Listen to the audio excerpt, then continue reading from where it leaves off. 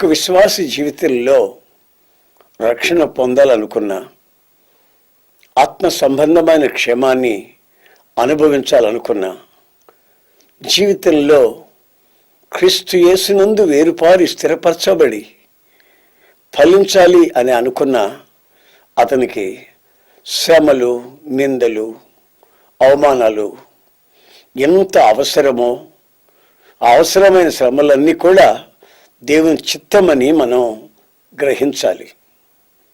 యేసు ప్రభు ఒక రోజున ఒక ఉపమానాన్ని చెప్తూ ఆయన ఏమన్నాడంటే, విత్తనాలు తీసుకుని వెళ్ళిన వాడు విత్తనాలు చల్లాడు.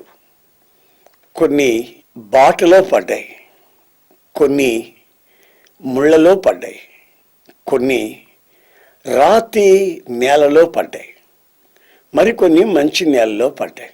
ఆయన వ్యాఖ్యానించిన వ్యాఖ్యానంలో రాతి మీద పడ్డ విత్తనం మొలిచింది, కానీ శ్రమలు, హింస అంటే ఎండ తగిలినప్పుడు దానికి వేరు లేనందువల్ల అది ఎండిపోయింది.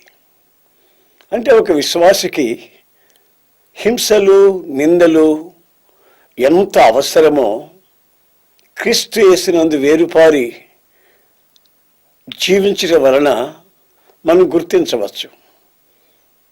శ్రమలలో, అవమానాల మధ్యలో, కష్టాలలో, నిందలలో ప్రభువుని స్తుతించుకుంటూ దేవుని చిత్తము అని ఎంతమంది ఈ రోజున సంతోషించి ఆనందించగలుగుతున్నారు?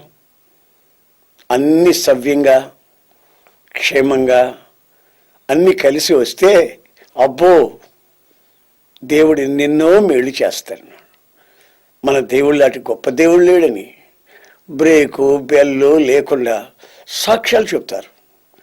కానీ మన సాక్ష్యం ఎప్పుడు స్థిరపరచబడుతుందంటే, శ్రమలలో, హింసలలో కూడా క్రీస్తునందు నేను వేరుపారి ఉన్నాను, పొరపాటును కూడా ఆకు వాడని జీవితాన్ని నేను చేస్తాను, ఈ శ్రమలు నా జీవితానికి దేవుని చిత్తాన్ని పరిపూర్ణంగా నేర్పిస్తాయి అనే భావన కలిగి జీవించాలని లేఖనాలు హెచ్చరిస్తూ ఉన్నాయి.